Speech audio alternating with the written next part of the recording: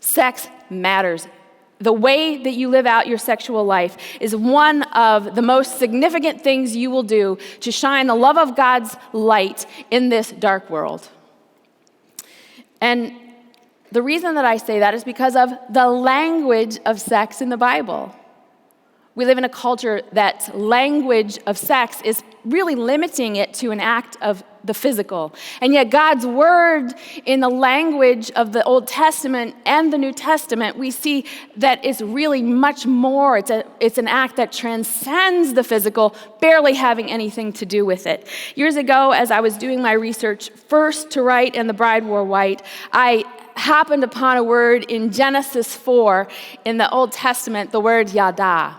Now, I didn't know until Dr. Daniel Estes told me that it was pronounced that way. So I just thought it said yada, yada, yada, yada, blah, blah, blah, boring, boring, boring. Well, it turns out that this word is not so boring after all. The act of sex, the act of marriage, in the Old Testament, the word used is yada, and it means to know, to be known, to be deeply respected. Not one inkling of the physical act in that definition. It transcends the physical and moves us into an emotional, a deep knowing. You see, the physical, where the world stops with their definition, is just a conduit to what God was really creating for us, a deep knowing, a deep respect. That is not just emotional, but very spiritual, as I will show you in just a moment. And there's another word in the Old Testament that's used for sex, because the backdrop of the Old Testament was a culture much like ours, where the act of sex was disrespected. It was just a physical act. And so there's lots of recordings of sexual sins throughout the Old Testament. And the word used in those verses is the word shakab.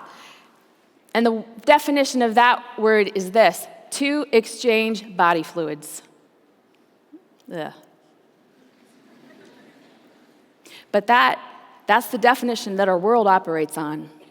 It's a physical act. It's merely physical. Why is it never enough? Why is that porn hit never enough? Why is that sex with your boyfriend or your girlfriend never enough? Because it's a counterfeit. It's a quest for something physical. It's not a deep knowing. In the covenant of marriage, as God designed it to be, it will always lead to addiction and wanting more, because it never quite satisfies, because it's not the real thing. Satan's number one agenda in your sexual life is to convince you to reduce it to something that is only physical. And the reason that his agenda is this.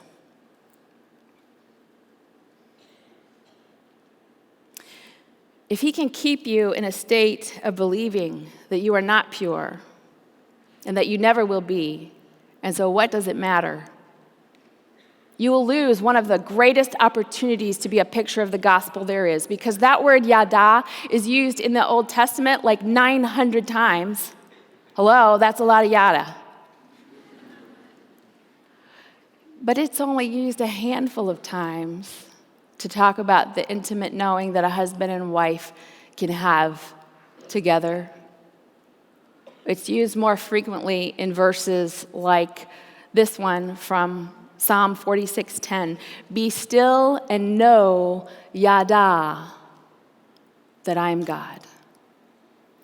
You see, the greatest picture of love, of God's love, is the marriage relationship. Ephesians 5:31 and 32 says it so succinctly. For this reason, a man will leave his father and mother and be united to his wife, and the two will become one flesh. But I am really talking about Christ and the church. It's almost like the Apostle Paul changes subjects there, but he doesn't. He's just saying, listen, marriage had a purpose. The purpose was so you could see this beautiful love. And that love is most beautiful when it's that of a lover hanging on a cross in the place of his rightfully accused bride.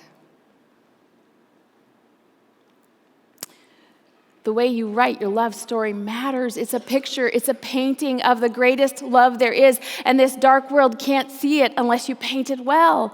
Every date is a brushstroke. Every kiss is a brushstroke. Every act of saying no to the counterfeit is a brushstroke. And some of you will have to say no over and over again, and some of you will not be able to do it alone. Some of you will need brothers and sisters walking beside you as you say no, because it's like an addiction to you, and you have to count the days. 1, 2, 3, 4, and maybe you'll get to 30 this time, and maybe you'll get to 60 this time, and maybe you'll get to 90, or maybe you'll get to 364. 1, 2, 3. But don't stop counting. Don't stop starting over. Don't stop moving, because when you stop counting, you've stopped moving in the direction. You've stopped giving legs to your sanctification. Get back up, count again, start over. Don't do it alone. Purity is not a state or a condition. It is a process.